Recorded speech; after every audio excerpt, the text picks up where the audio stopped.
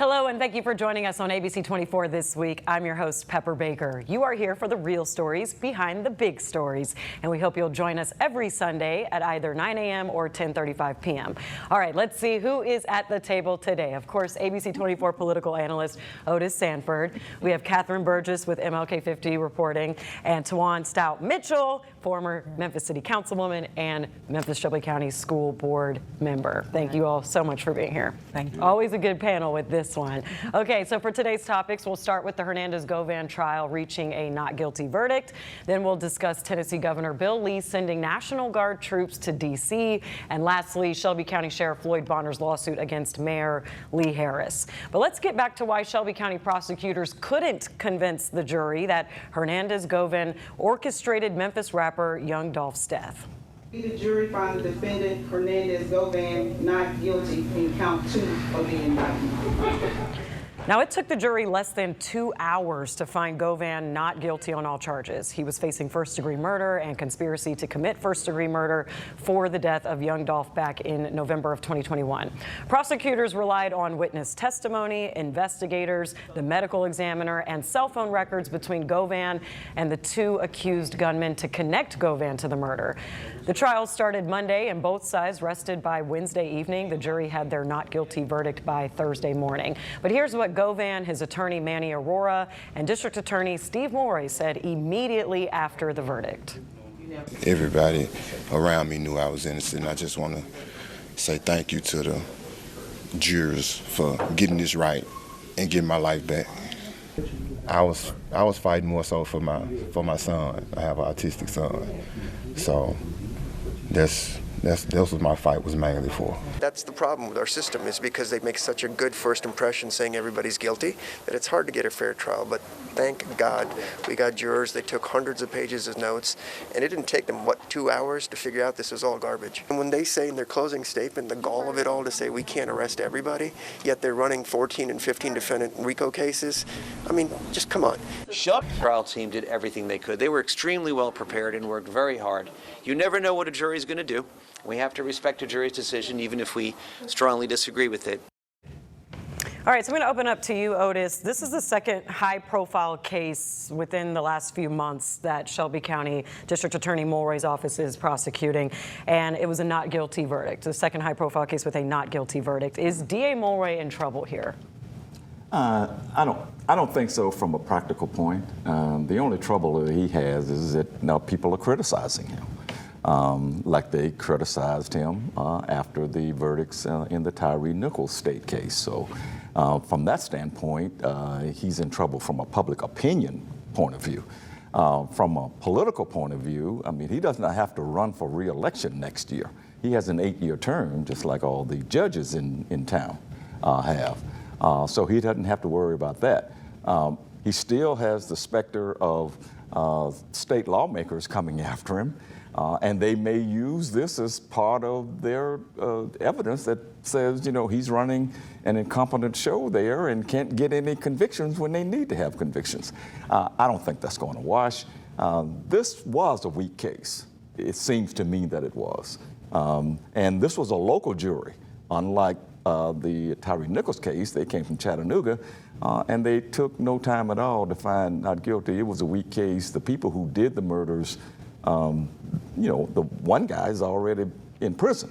So I think he'll suffer.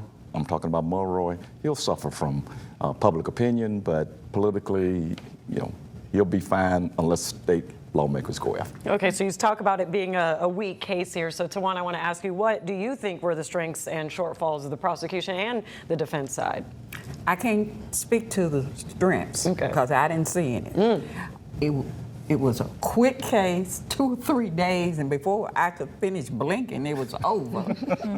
I heard no collaborating witnesses to collaborate what the main witness said, and his background was shady at best.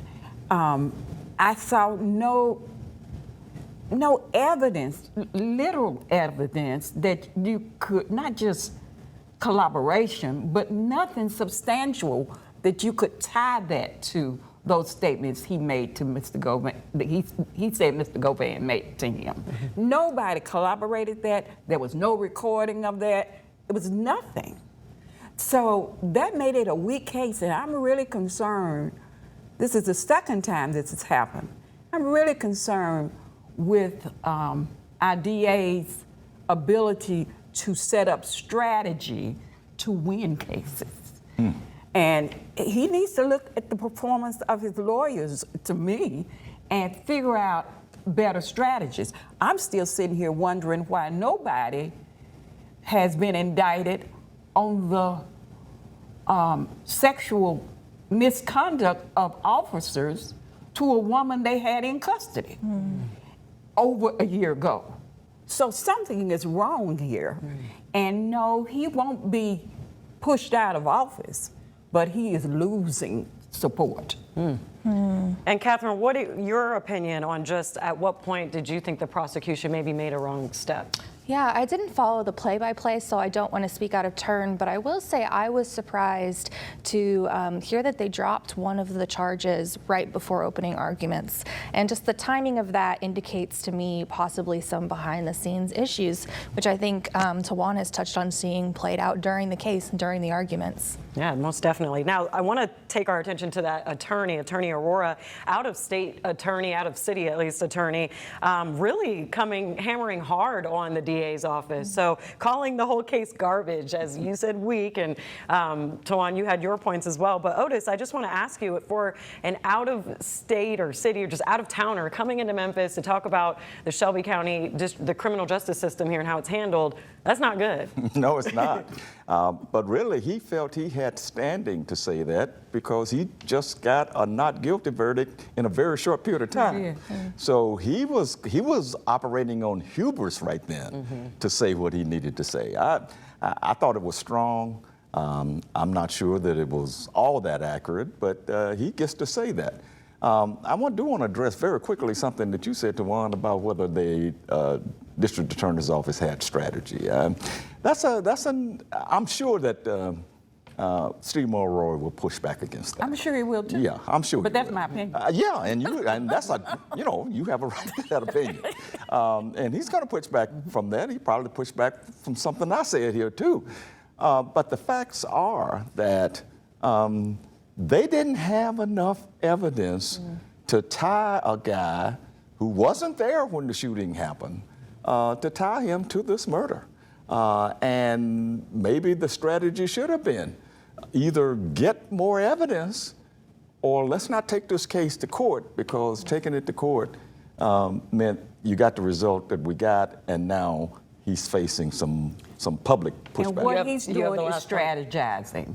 What is in the best interest of this case if we're not ready to go to trial? How do we investigate more to get more evidence so we'll have a better case rather than rushing to go to trial when it's not there? That is a good point. And on that note, we do have to end that one right there. We did ask for a one-on-one with Mulroy, so hopefully he'll return our request after this. When we come back, National Guard troops are being sent to D.C. with help from 2 Mid-South states, and we're going to get into that decision next.